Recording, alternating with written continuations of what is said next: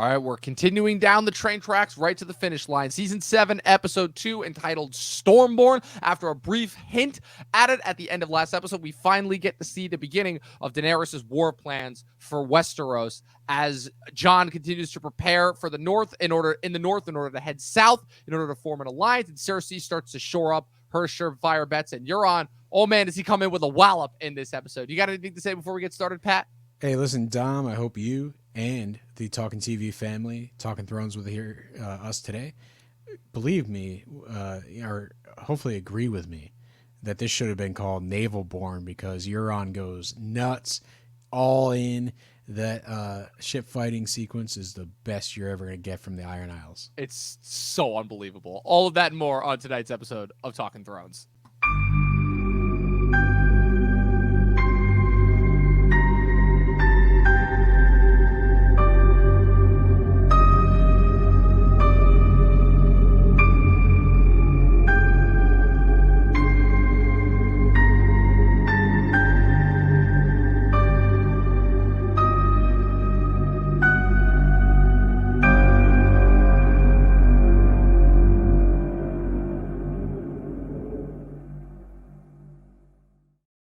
All right, we're back with yet another episode of Talking Thrones, Season 7, Episode 2, entitled Stormborn. This episode is directed by frequent Game of Thrones director Mark Mylod, who's one of the many directors that they brought on Season 2. This is his second to last episode that he directed for the show. His final episode will be next week's episode, Season 7, Episode 3, entitled The Queen's Justice. The title of the episode, as you guys could probably guess, refers to a couple different things. One, refers to the tropical storm that's happening, right at the beginning of the episode as Tyrion is making his big grandiose speech. It also refers to the storm that was going on the night that Daenerys was born, however many years ago that was. They're kind of like not exactly specific with how old she is in the course of the show. That's famously how she got one of her titles, Stormborn, and it also is meant to symbolically refer to the storm that Daenerys is about to bring to Westeros, or at least so we think. Yeah, it doesn't have anything to do with that Perfect Storm starring Marky Mark. Possibly, I don't know. Marky Mark, George Clooney is the star of that movie. Marky Mark is second build.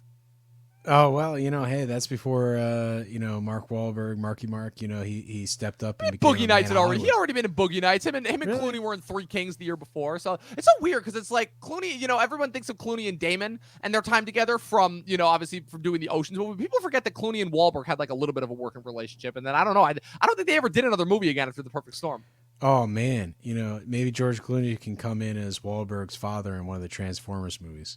I don't know. I feel like, Wahlberg's retired from acting. Besides, Clooney's not that much older than Wahlberg. So, besides, Wahlberg has officially said he's done with the Transformers movie. He's got that salt and pepper hair, Oh, yeah, listen, exactly. That consistently can make him look older than he is.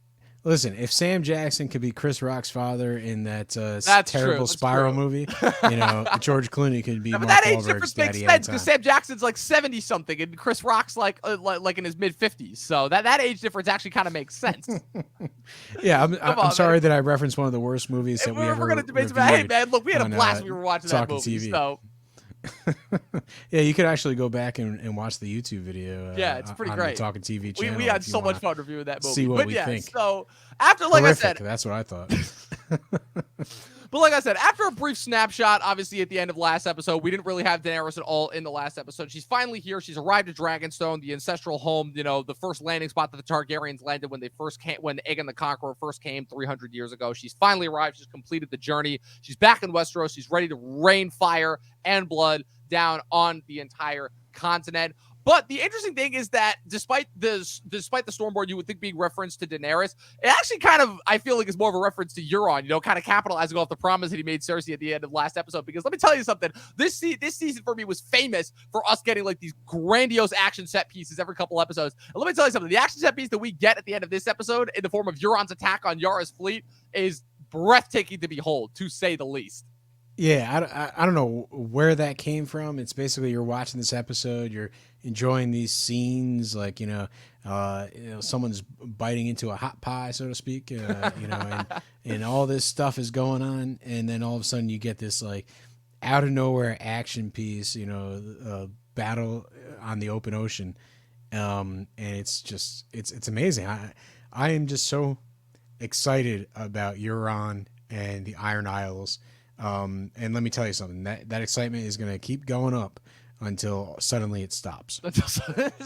Sounds about right. Yeah, like I said, this season was famous. They really did take the approach that they took with Hardhome from season 5, and they just really ran with it. Where again, just these unexpected, crazy battle sequences that just kind of come out of nowhere, take you by surprise, and then they're just able to maintain and string that tension along for the entire thing. They do it in this episode. They do it, They do it in 2 episodes, obviously, with the loot train attack that Daenerys does. Not so much in the siege above the wall, but yeah, it's really massively done. Like I said, it's one of the things that Game of Thrones does, I think, really well in its later couple seasons is those massive battle sequences. Like I said, that action sequence, oh man, because not only is it so unbelievably awesome in terms of like how they kind of use the unexpected nature of it in order to like maintain the tension throughout, and just combined with Euron's just absolute brutal savagery, you just see that like his soldiers just really do, just kick ass and take names, because they just decimate Yara's fleet completely, and just cripple a third of Daenerys' fleet. And then he also kills you. We totally teased that sequence, and we'll get to it. But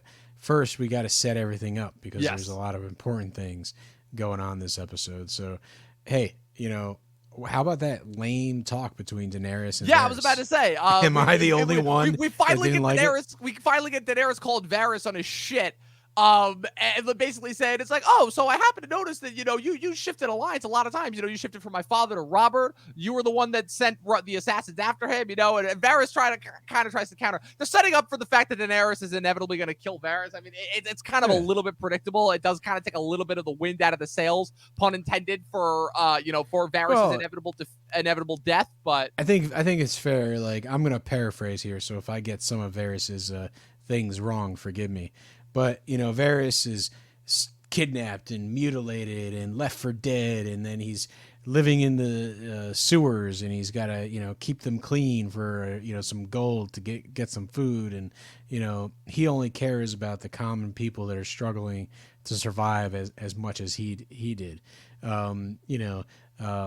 He did whatever it took. He's a survivor, and I think there's a nice parallel between when Arya and Hot Pie are talking later between, and what Varys, the type of character he is, their conversation, they're talking about being survivors. And that's kind of what Varys brings to the table, is that there's a lot of people across Westeros and, the world at large that are basically, surviving those in power. And, they have to kind of endure these rulers. And at the end of the day, where does Varys' loyalty lie? It lies with the rest of them. They have to grin and bear the unfortunate side effects of power. Right. Varys has always kind of, championed himself as a man of the peoples. Ultimately, I think that it's kind of, I think a little bit to the show's detriment that they never really got into the fact that Varys was always a little bit like kind of self-obsessed, as to like there was a reason why he was always a kind of ping-ponging between like different rulers, obviously. And, you see that like given the first chance, once he actually sees how Daenerys' approach to ruling is, once they get to Westeros, he immediately, shifts towards Jon. But he does make a good point here, the idea that obviously blind loyalty should never be immediately obeyed. The fact that, the fact that, he's never going to just simply go along with a ruler just because, honor and loyalty call for it. That's never been his thing. But the thing that Daenerys does make clear to him, though, is the fact that it's like, okay, so I'm going to rely on you in order to keep my motivations, clear, because you did still bring, the High Garden and Dorne to me, so obviously she knows that she owes him that. But she also says, like, yeah, but you better not betray me, because now I've got you, because the other interesting too is this is really great. It's like, you better tell me, if I'm doing something wrong. You know why? Because I'll burn you alive. Well, what else is so? Well, not exactly in those words, but not exactly those words. But it's essentially saying, like, hey, listen, this is a two-way street, and guess what? I got the upper hand. So right. I have the high ground, if you will. Yeah, well, yeah. Hey, man, Daenerys is fire here, so Obi-Wan, so hey, I'm down for it. Yeah, I mean, the other interesting thing about this conversation is the fact that this is really the first one-on-one FaceTime that Daenerys and Varys have really had, because conveniently, Varys was only ever in Meereen when Daenerys wasn't. He showed up in Meereen at the end of season 5, right after Daenerys had left. Then he leaves Meereen to go and recruit the allies right when she gets back, and then you don't see him again until he's conveniently magically popped back up on the ship as they're sailing towards Westeros. So this is really the first face-to-face encounter that they've had. So Daenerys gets flown away on a dragon, and then she comes back, and Tyrion's just like, yeah, Varys came by, and he started ruling the place with me. And she's like, Who? what?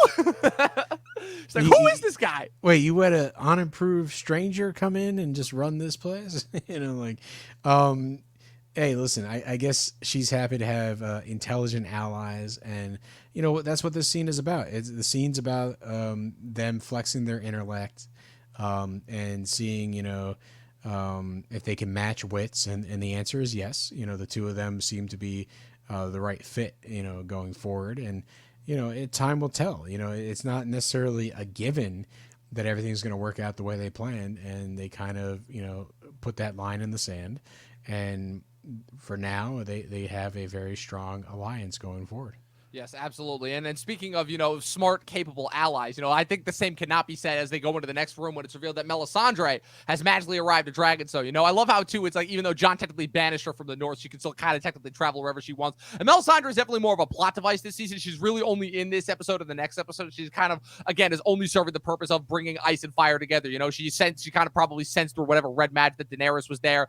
She could probably, again, Daenerys has already been an ally of the Red Priestesses. They helped kind of, bring about her, bring Meereen back to peace, for lack of a better word. So this whole encounter, like I said, I'm not angry at how they utilize it here. It makes sense where she's like, she tells her of Jon. She's like, you could use another potential ally, and it kind of ends up playing out pretty well in their favor, considering that she with it throughout the course of this episode and the next, she literally loses all the other three allies that she's gained, in the form of Yara, Olenna, and the Sand Snakes as well. So this just kind of works out.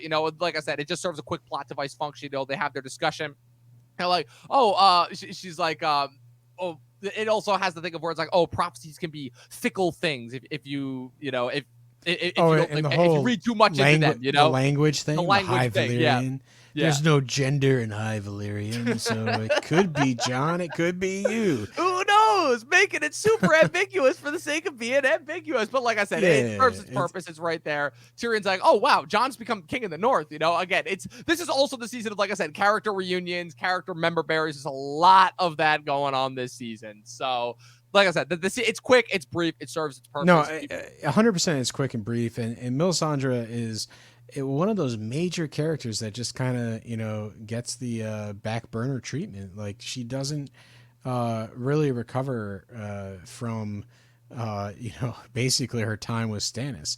Once she resurrects Jon and he's good to go, she's kind of just like on the back burner for the rest of the series. It's like purpose has been served. Yeah, even though she's saying like, "Oh, the Lord of Light's not done with me yet." Yeah, Lord of Light's not done with me. I have one thing left to do, and it's to magically come out and light up a bunch of piers that could have just as easily been lit up by a dragon. We'll get to her actual purpose. Yeah, this is why you kept. This is why you kept me. Just a little light show. Oh man, man. Like we'll get to the long night when we get to it. But okay. Listen, it's like you keep these characters, on the field of battle. And if a good storyline comes up, Right. Unfortunately for Melisandre, that is not the case. It just kind of peters out. And I love the character, I love the actor. I watched a Brian De Palma film. Domino? Domino, yeah. Yeah, how was that? Jaime Lannister. And Melisandre, right? Yeah, it's listen, if you're a fan of Brian De Palma, like. It's a really good De Palma film. I think he's still got it, late in his career. And, these two actors coming from Game of Thrones, I think they do a great job, fitting into this sort of suspense action. Nice. I was going to ask that. Yeah, like I said, Brian De Palma is still a filmmaker that I still have yet to kind of cover his filmography, but I'm waiting just for kind of like the right moment to do that. So hey, listen, he's a blast. There's a lot of debate over his career, but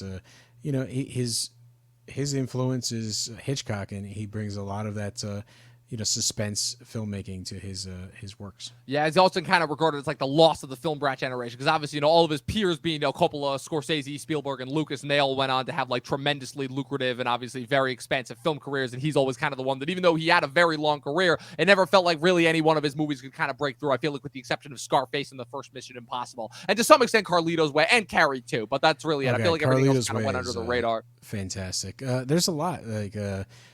Body Double is a fantastic one. Dress to Kill, like he does some really, really fantastic stuff. I would say, with Cronenberg, he's one of my favorite directors. John Nice. Carpenter too. I think those. Yeah, are I mean Carpenter three obviously really has cool to be up guys. there. But yeah, so next we cut to the planning scene. Obviously, them kind of, all hunkered around the war table. They've got other allies there. Theon's there, Yara's there, Alaria's there, Olenna's there. And so, like I said, since we got all these characters that haven't really had much screen time together in a long time together, there's going to be some bad blood that comes up. Obviously, Tyrion and Alaria have some baggage. Tyrion's obviously clearly pissed at Alaria for killing Myrcella. Obviously, they've all got their different thought processes. Most of them, they just want to, they're like, you have the dragons, march on King's Landing, And what I'll say about the action sequence is that I understand Tyrion's plan. I actually, surprisingly, am not as opposed to it as I would have thought previously, where Tyrion does bring up some good points, which is where he's like, look, Cersei ultimately, despite the fact that Cersei's kind of been a domestic terrorist, Cersei still has the power of the narrative on her side, which is where she can use the idea of Daenerys being a foreign invader to her advantage. And if Daenerys just marches on them and razes the city to the ground with the dragons and the Unsullied and the Dothraki, she's just going to be another foreign invader. And that kind of goes against what it is that she's trying to do, which is she's not trying to just be another invader. She's trying to kind of, for lack of a better word, reset everything. Now, as far as the logistics of that whole idea and that whole kind of theme that they're trying to go for and mindset, as far as how that carries out across those last 2 seasons, that's a little bit of a different discussion. But at least as far as lending credence to Tyrion's argument against kind of what the rest of her allies are urging her to do, I can kind of understand where she's coming from, especially since this is why she made Tyrion her hand. It's, at least for this season, it seems like they've established a little bit more of Tyrion's credence. They've made him a little bit more of a strategist again. It's the fact that he is the one who really understands their opponents in a way that she really does not. So in that sense, I'm kind of okay with it. There's one kind of glaring plot hole, though, in the plan that he does end up coming up with, which is where the idea that he comes up with is to instead have the Greyjoys, Martells, and Tyrells combined fleets and armies blockade and barricade King's Landing. So that way he can kind of use the people of Westeros and kind of turn them against Cersei from a from an idealistic sense. So that at least makes sense. But there's one glaring plot hole. His plan is to have the Unsullied seize Casterly Rock so they can kind of pigeonhole Cersei on either side of King's Landing. But as we know, obviously, they end up deserting Casterly Rock, because Tyrion is able to not foresee that that the Lannisters would not view Casterly Rock as being a valuable location anymore, for the simple reason that the gold mines have dried up. So Casterly Rock doesn't pose So Casterly Rock does not pose as really having any sort of value to the Lannisters anymore. But there's one glaring problem with that. Olenna knows this, and Olenna's in the room. And the reason why Olenna knows this is because Tywin told her back in season 4. So why would she not bring that up? She's in the room when Tyrion is breaking down the plans. This kind of makes the scene a little bit better because, she is against the plan, not necessarily stating the reasons why. It's clear that she wants her revenge, to the point where Daenerys, gets everyone else. And I feel like it's sort of, everyone in the room was kind of like, yeah, this sounds like an okay plan. Yeah, we'll do it. Yeah. They don't necessarily seem thrilled about it. And so they all leave. It's Daenerys, Olenna. It's, a great scene between the two of them. And Olenna basically says hey, there's been a lot of intelligent men around me and I've just, I've outlived them all. And it's because I didn't listen to any of them. And she's basically trying to give this word of wisdom that, Tyrion is intelligent. Tyrion overthinks these things. And maybe Tyrion has a lot of great ideas, but ultimately you're a dragon. You're a force, of reckoning. And maybe you should actually lean into that. And so, maybe in her own way, Olenna basically does not, allow Tyrion the satisfaction of that little bit of intel, because she wants him to sort of fail so that Daenerys goes full blown Terminator. That's it. So maybe there is a little bit of manipulation on Olenna's part that I guess we'll never really see, because it's not something that is showcased in the show by the directors, but. Possibly, but I mean, I don't know. I feel like that might be thinking a little bit. I mean, obviously we know that Olenna's a long-term strategist, but I don't know. I just feel like that's kind of predicting people's emotions. I mean, I don't know. That doesn't sound kind of in her tool bag. I feel like kind of that would have that there could have been other ways around that if that was the case, like there could have been, I feel there could have been a lot easier ways in order to like kind of get Daenerys to that point, especially since we obviously know that it kind of, what it eventually obviously, as we know, sends her over the edge is like kind of, the emotional play, the fact that it feels like she doesn't have the support of the people, especially once it is found out that Jon is also a Targaryen, the fact that everyone kind of supports him, the fact that she loses both of her dragons and Melisandre, as well as half of her army. It feels like her whole reason for coming to Westeros and taking back the throne has kind of been like waylaid. I just feel like they're like, again, it felt like the way to take down Daenerys was going to be from an emotional standpoint, not from a strategic standpoint. So that's kind of what. So that thought process just doesn't make sense because we know that Olenna's a strategist more than anything else. Well, I don't think it's about taking Daenerys down. I think it's about getting her to that place where. Well, getting her to that point. That's what I meant. Yeah, that she goes and destroys King's Landing. Right. Exactly. But yeah, so it obviously results in, like I said, for now, though, they're going to carry out the plan. They're going to send the Unsullied to take Castle Rock. And obviously, as we know, this is the last time the Grey Worm and Melisandre are going to see each other for a while. So this results in. I still don't know how I feel about this scene. Obviously, we've been throwing in these brief moments throughout the last couple seasons of Grey Worm and Melisandre. They're growing, meet cutes and love for each other. But I don't know. This scene still just plays out as just like really awkward for me as time goes on. I don't know. That might just be me and the fact that I just hate watching romance in movies and TV of any kind for the most part. I just always think it's awkward and cringe and out of place. But like, I don't know. Just the fact of it's like, oh, we gotta constantly have to remind it that their bond is stronger than any sort of physical shortcomings that he may have. And it's like, I think it's the TV thing where it's like you have these two characters, you clearly set up that they're going to get together in the long run. It's been X amount of seasons. I don't even know how many, maybe a 3X seasons, because it does get a little steamy in this episode. But the main thing is the fans just want to see them get together.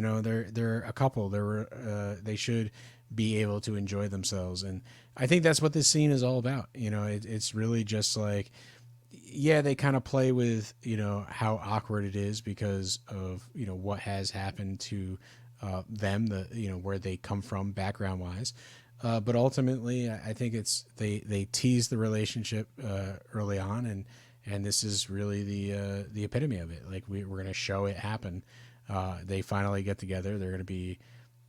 They would be man and wife if they survive. And it's going to make it, and obviously, again, it gives Grey Worm even more impetus to go nuts. Obviously, when she unfortunately loses her life in the next season. Yeah, and it's pretty awesome. Like, it's like I've always been brave, and whatever. I might not have been the best at this, the best at that, but like I've always been brave, and because of you, I'm full of fear, and it's I don't know. There's a little hint of romantic writing in this scene, and I think that's going to be something that is widely appealing to a huge part of the Game of Thrones audience. Right, for sure. So then we cut to Winterfell. Obviously, again, like I said, they're like I was saying last week, they are really, really streamlining these episodes. There is not a single bit of fat on these episodes. Every single scene is playing off of the next. Jon receives both Tyrion and Sam's letters, obviously. Like I said, Sam also, obviously, from last week's episode about the dragons, about the dragon glass being on Dragonstone. I still can't believe that it actually took him going to the Citadel in order to find that out. Sam's done it. Sam's found the glass. Done it again. It was right where Stannis said it was. Anyways, I'm not going to go into that. We already talked about that last week. He receives Tyrion's letter, and Davos is what? I mean, I feel so bad for Davos because Davos is still an awesome character, but he's pointing out the obvious. It's like, oh wow, what is effective against White Walkers? Fire. What breeds fire? Dragons. I'm like, okay. Did anybody look at the script when they were writing it? Like, come on, what is going on here? But does Davos go? I just learned to read last week, but. I think I know where the fire comes from. Last week he's been able to read for a while, but yeah. I don't know how long it's been in the universe time. I guess Bran is like a basketball star at this point, so it might as well have been a couple of years. But hey, time doesn't matter. Whatever. Right. As we come to find out. Yeah, as we come to find out. But yeah, obviously the point of this scene is to show that, like, yeah, this is going to be the beginning of Jon ultimately making the decision to ride south and obviously try to court Daenerys in order to bring her and her allies north in order to assist them in the fight against the dead. Sansa, she trusts Tyrion, obviously, because of obviously her past relationship with him, but obviously she also knows that, as they later come to find out, when Jon makes his decision in front of the rest of the Northern Lords, that, again, that man, the memory of the rebellion against the Mad King is still very strong in a lot of those Northern Lords' minds, because man, they are very much against it. They're like, look, they're like, were we not just talking in the last episode about how every single time a Stark goes south, some bad things are going to happen, and now you're going to go and try and woo a Targaryen. Remember what happened the last time that happened? It didn't end well, for any of the Northern Lords, and obviously Jon is still adamant and making his case, because like he's doing the same thing that he did with the Night's Watch. He's putting the priority of everyone above kind of like the micro problems that everyone has, the micro problems that kind of everyone has with each other. Obviously everybody doesn't trust the Targaryen, and they're obviously very skeptical of Jon going south, considering that what happens seemingly every single time the Northerners go south. But again, Jon is putting the interests of his people and his land before everything else. He knows that they need allies, he knows that they need help, and what little they know is that he's not a Stark. He's exactly a Targaryen. Oh man, if only they knew, if they might not have crowned him King of the North in the first place. No, but yeah, like, what are your thoughts on this scene? Especially since obviously once again, Jon leaving Winterfell in Sansa's hands. This is obviously again the beginning of the impetus for Sansa to become kind of manipulated by Littlefinger a little bit more. Kind of starting to gravitate towards the power a little bit more. Something that I've noticed is obviously I've watched ahead a couple of episodes as well by this point. Kind of seeing Sansa's arc, especially once Arya returns to Winterfell. And kind of like her kind of calling Sansa out on the power, whether she wants it or whether she's still just trying to do what it is that's kind of best for her people. I think it is kind of still interesting. Sansa's arc has proven to be a little bit more interesting and morally gray than I thought, especially since it feels like every single time that she's going against Jon, she claims to be doing it for the betterment of Winterfell, but it almost always seems like she has an ulterior motive here, And obviously, as she says, send an emissary, don't go yourself. And Jon is like, okay, well, I'm a king. Only a king can treat with a queen. I don't necessarily know if that's the case, but like, I understand what he's saying. Is like, well, yeah, he needs I think it's that thing where Jon is, he has seen the army of the dead, and right. So that's all that he's thinking about. Yeah. Hardhome is, just right there on his mind at all times. It's like, what do I have to do to fight the army of the dead? Well, I got to take out the Boltons. With what army? I don't know. Some wild wind. I was going to say Wild Wings. So that's, a weird restaurant, but, some wildlings, and some other, houses of the North. And the main thing is, he just gets these achievements done, right? Take out Ramsay and get Winterfell, check. And then he's got to move on. He's got to, unite all the houses of the North. He's got to, basically unify everybody. He's not going to take those, castles away from the children of the betrayers. And now here it is an episode later, and he's saying like, the dragon glass is down there. Tyrion and Daenerys are there. This is a perfect storm of like, guess what? I got to go down there. It's, right. I'm the only person that knows the threat. I'm the only person with the rank to convince Daenerys. And it's like, I know Tyrion. I know the dragon glass.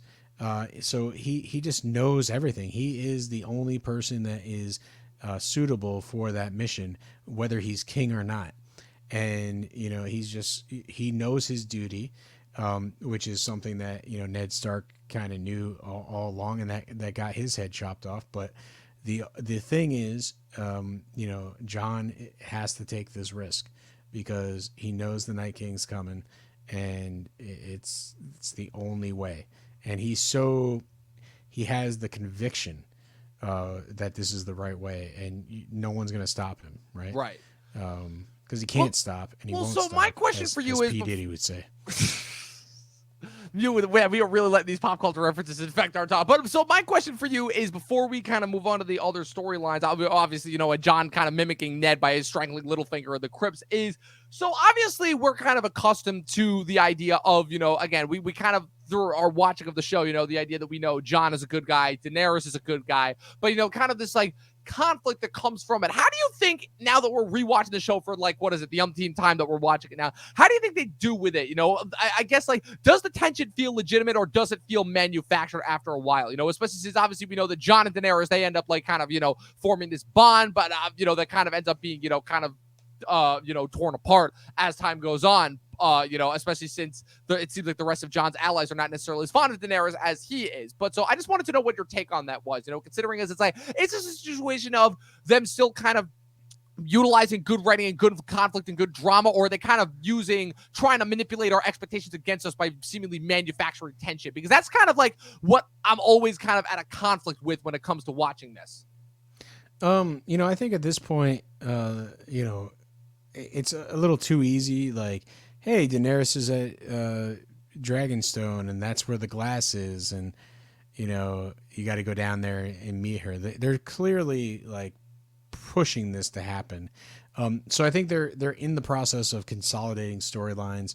It's like you can't have a long protracted war between the unreachable Jon Snow in the north, Daenerys, and Cersei. So it's like just streamline it. Give him a reason to go there. They parlay. They figure out that an alliance makes sense. And personally, I think the fact that we go with the storyline that everybody knows about the Army of the Dead, and that's really becomes the mission of everybody instead of going into another war over the kingdoms. I think that's really a good direction that sets us up for the end game. So I kind of, even though it might be a little bit of a forced situation, I think it goes in a good direction to get us thinking about the Night King and what are the kingdoms of man going to do to stop it. Got it. Okay, I just wanted your take on that. Obviously, before Littlefinger tries to pull some of his smooth talk on Jon and the Crypts, and that does not work at all. I will kill you. I was almost kind of expecting, obviously, because the scene is so crazy. The scene is so meant to emulate when Ned almost strangled Littlefinger way back in season 1 before it was revealed that Littlefinger was bringing him to his wife. But obviously, I was half expecting Littlefinger to kind of usher the same line that he did way back in season 1, where he's like the Starks, harsh tempers, not quick thinkers. I was kind of waiting for him to do something along those lines, and I love it too how like when Sansa sees him following Jon out of the crypts, he like adjusts his collar a little bit. I thought that was just a kind of a funny little tidbit. It shows that like Littlefinger once again trying to pull his like smoothness on everyone else, and it shows it's like while Sansa may be a little bit receptive to it, Jon is having absolutely none of that. So yeah, I think the best part about Lord Baelish's arc is that now that he's in the north and he has power and he's trying to seek more. No one in the north puts up with his BS, right? That is kind of nice. John's like basically choking him and saying like, you want this to be permanent, I can make it happen. Like he's not really effing around, so to speak. John is not a fan of Littlefinger. And it probably has to do with the little story that Sansa told him about what he did to her. And so, he's 100%, this guy's bad news. And so, Lord Baelish is trying to, speak into his ear and get some, alliance going, but that's just never going to happen. Nope. And Jon Snow makes that absolutely clear. Absolutely. And I don't think Sansa, it's kind of like an alliance of convenience. It's kind of like she used him for the Knights of the Vale. And hey, guess what? Where's Ramsay? Yeah. That's true. He's dead. It's true. Right? So yeah. What need does she have for Lord Baelish? For Lord Baelish, exactly. It's kind of like one of those things where it's kind of the question that I've constantly been scratching my head at is as to where it's like, again, it's like that they said in the last episode, it's like she made it. It's like, okay, they owe him, but like I'm pretty sure if she asked Lord Royce, they could just get Littlefinger and kind of just like get rid of him real quick if they wanted to. So it's kind of more so just the fact of it's like it kind of just. It's like I said, this entire season is really just kind of like one long dragged out excuse in order to get rid of Littlefinger. But it's like, again, they can really just get rid of him whenever they wanted to.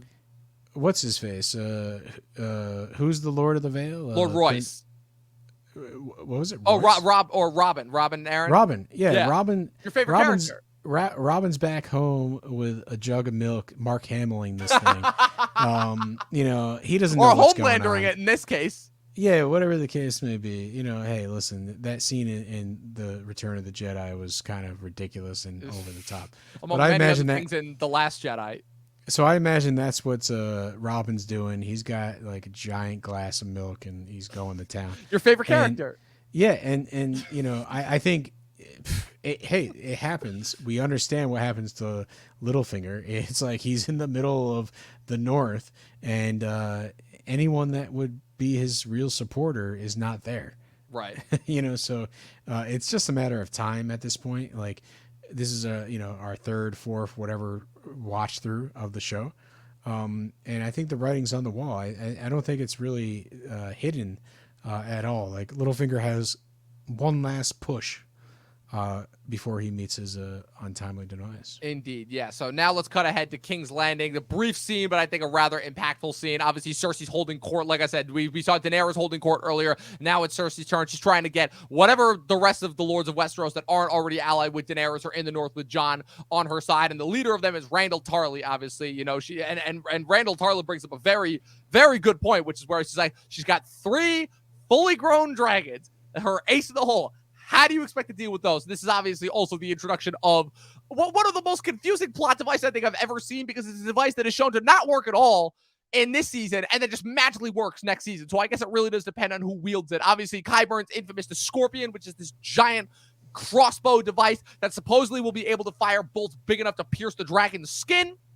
Obviously, when we see it used in the loot train attack in a couple episodes, it's shown to barely be effective because it only hits Drogon on the shoulder. And then somehow when Euron uses it, it magically is able to kill Rhaegal out of nowhere. Like I said, just the Benioff and Weiss playing fast and loose with the logistics and the rules that they set up is just consistently baffling. But I think from the very beginning, they obviously show the weapon working on one of the skulls, so it can, go through bone that thick. So in theory, the weapon is effective. In theory. Yeah, and it's like, obviously back in, Marine, in the fighting pits, the spears definitely did have an effect on the dragons. I mean, the dragons were a lot smaller, though, in fairness. Yeah, so there is sort of this idea of like, a little trial and error. And I don't know if they mentioned like in the second attempt if the weapons are upgraded or not, or if it's just one lucky shot. They never say, because once literally they arrive at Dragonstone and Euron just comes out of nowhere, fires the bolt, and just takes out Rhaegal with 2 shots, one in the chest, one in the neck. But then when they try to use the Scorpion in the next episode against Drogon is just, I don't know what it is. Maybe it's just Drogon, and maybe Drogon's just more defensive than the other dragons. He just takes them all out like nothing. It might just be a, maybe not that accurate of a weapon, and, it's, Euron gets lucky, and of course he gets lucky because he's still riding that high of being the Jack Sparrow of Game of Thrones universe.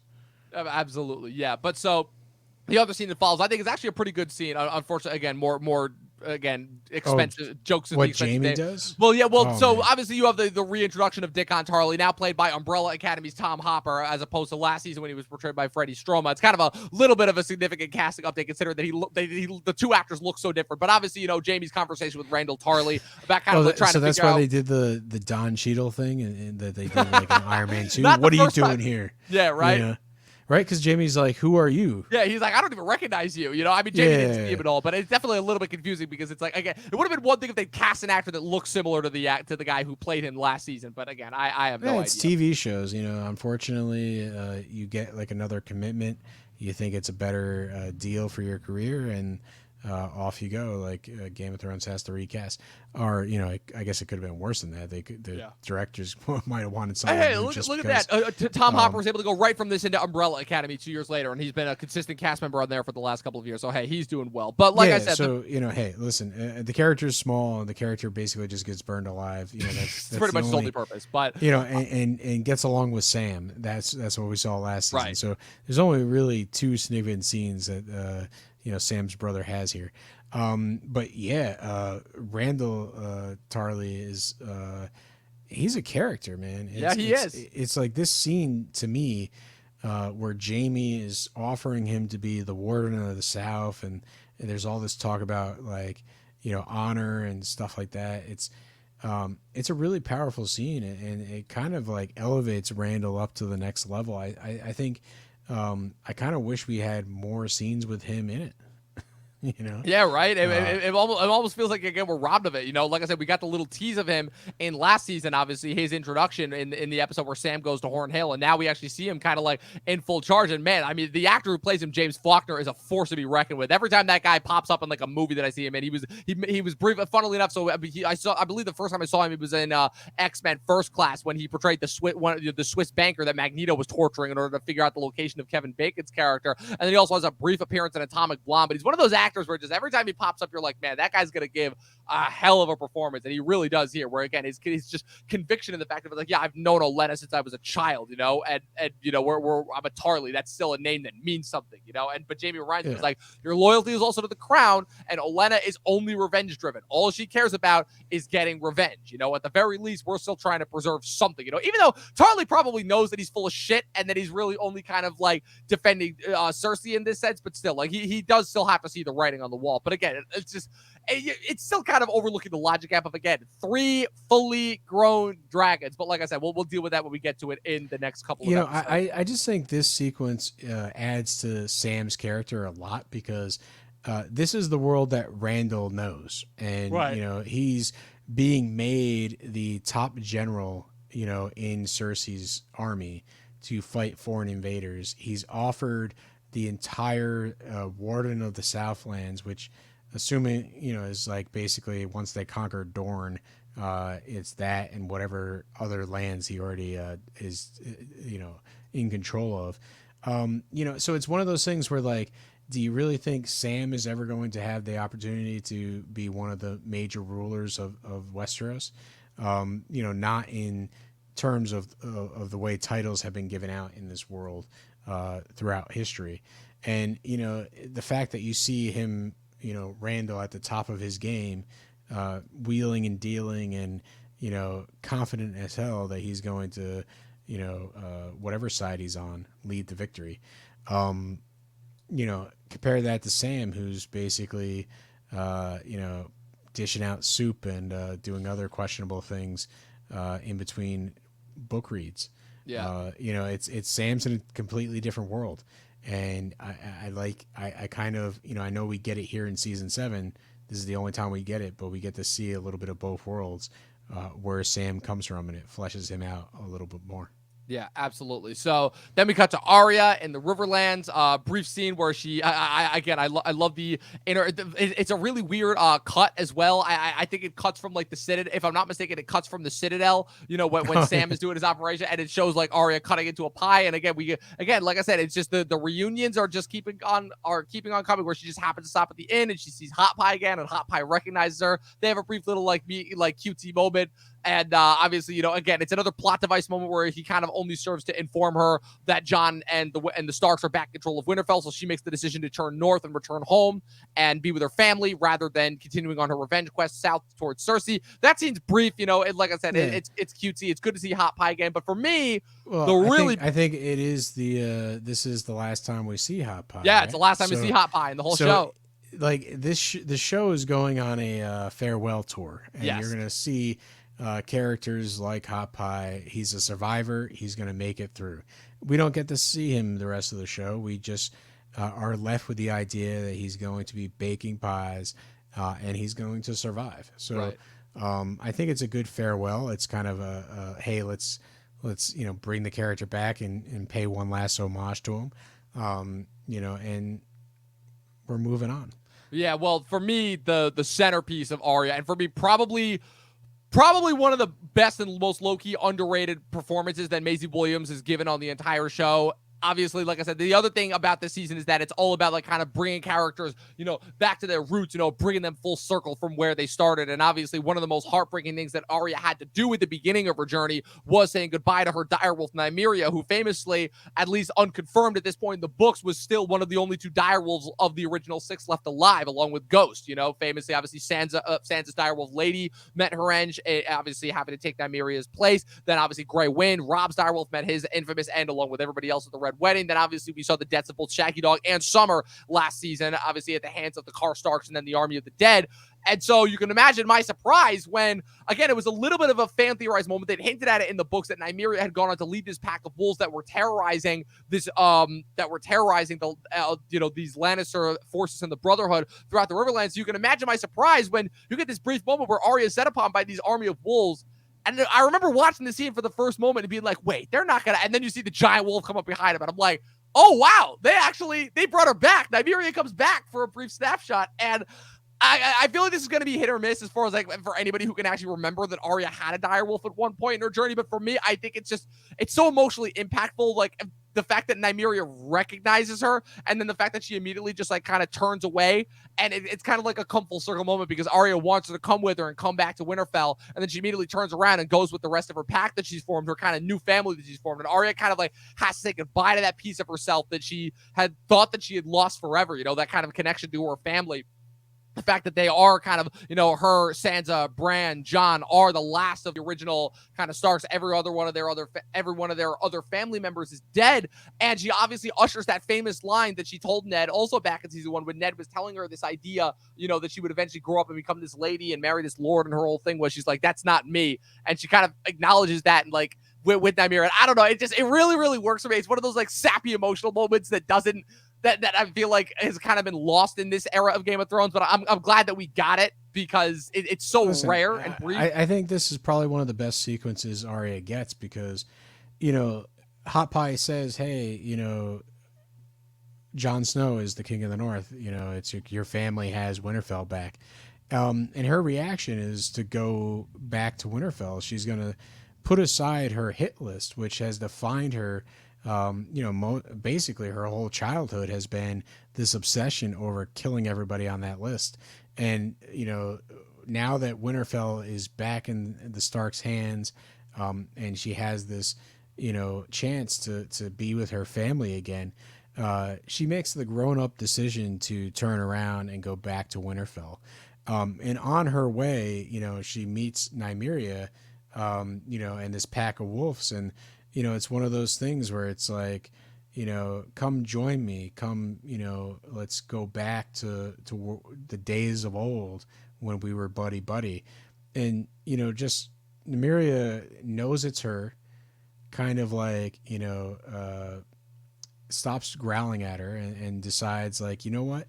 It's like, whether or not you abandoned me on purpose, way back in when, it's like Nymeria has a whole life, a whole family, a whole territory.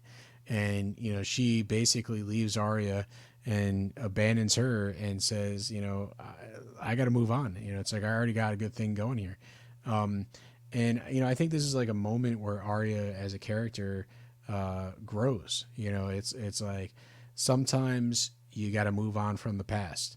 And this is just sort of one of those metaphor sequences that shows Arya like, you know what, that wolf really did love her, and it's like they got separated, they lived different lives, and they got to accept that.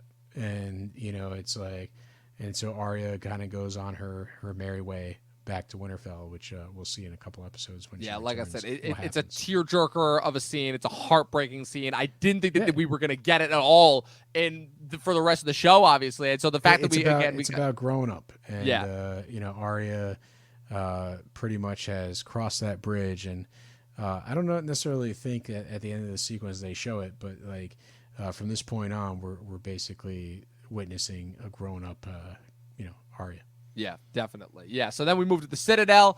Again, kind of, bouncing off of the jump scare that we got from last season. We see Jorah in full grayscale form. Man, he is in rough shape. That grayscale spread relatively fast. And obviously, the Archmaester is treating him. He's kind of telling him, he's like, look, you should have cut the arm off as soon as you saw the infection.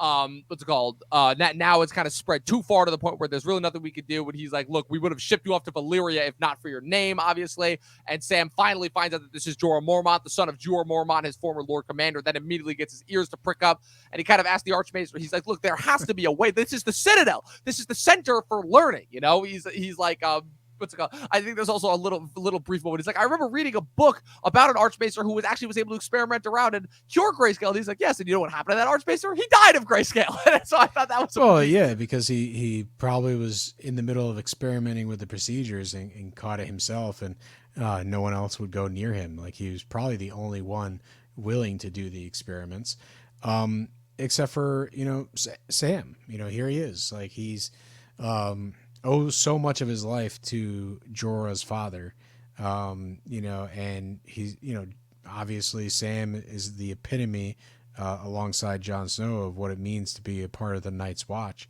and Sam is extending that courtesy like to Jorah. Like, right. Jorah is one of his brothers, just by blood, to his Lord Commander, his father. Right, exactly. And so Sam is all in on saving his life. He's like Reese from the Terminator. He's like, bite down on this piece of wood if you want to live. Oh, it was great. It was awesome. And I love the way that he does it too. He's like, where Jorah's like, have you ever done this before? And he's like, no. And he's like, look, I'm sorry, but nobody knows that I'm here. But I'm also the best shot that you have as far as living to the next day. So the comedic timing of Sam this season is it's awesome. Great. It's great. I think this is probably some of Sam's best usage rate in the entire show, especially after kind of last season where he's kind of we just periodically check in with him as he's journeying south. We kind of get like dude, that procedure is it looks rough. It looks painful. It's screaming in pain as he's literally cutting off the plates of grayscale and spreading the medicinal ointment on it. Sam is literally flaying him, and you can it's like down to like the last layers of skin, and that's what you got to do. That and it's all over.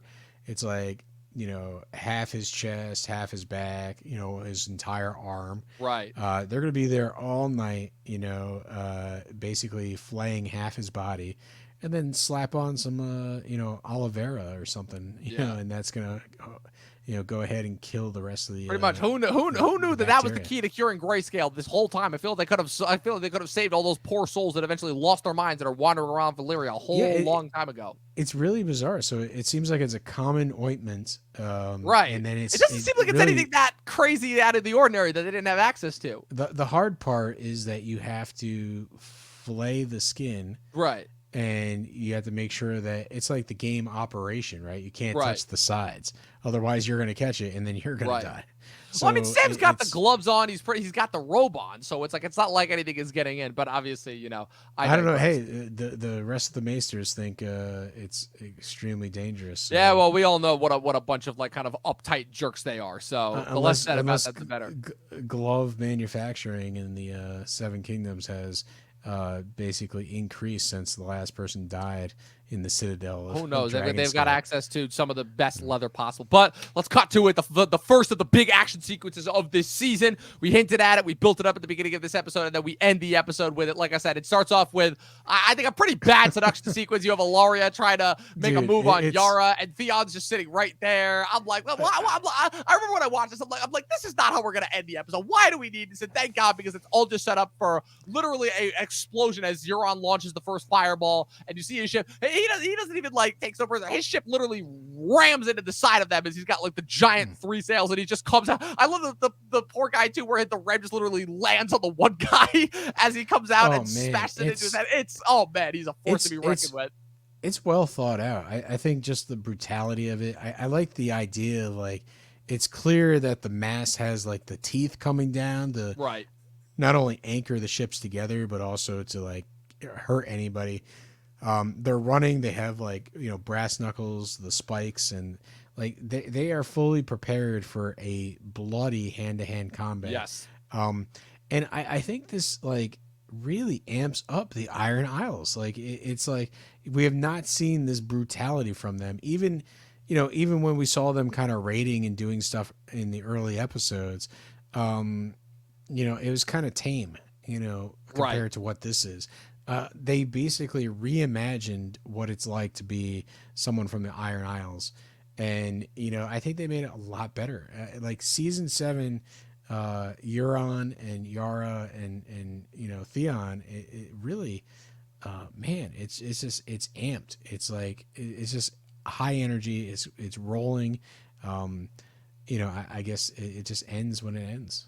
Absolutely, it Enjoy the indeed high does at this end with point. it. And like I said, that's the other beauty of season 7, and why I think season 7 is low key an underrated season. Because again, because the magic of this sequence is that they somehow managed to pit 3 of the most unlikable characters in the show, Euron with 2 of the Sand Snakes, and they actually make the Sand Snakes, who were previously some of the most hated characters on the show, some pretty honestly like kind of like really rough send-offs, like where you have Euron literally take them out with their own weapons. It's nuts. And like we're literally, I mean, this just shows like the ineffectiveness of trying to fight with a whip. But like he stabs Obara, he breaks Obara's spear in half and stabs her with it, and then he literally strangles Nymeria with her own rope. Tyene is literally bashed in the face defending her mother, and they're taken captive. Yara attempts to hold off her uncle, but she just proves to be no match for Euron's ferocity. And it literally gets to the point where I know Theon gets flack for obviously jumping overboard, but just given the situation, and obviously, you know, it's supposed to show that it's like, oh, he kind of like develops PTSD out of nowhere and like just jumps overboard and he's a coward. But like,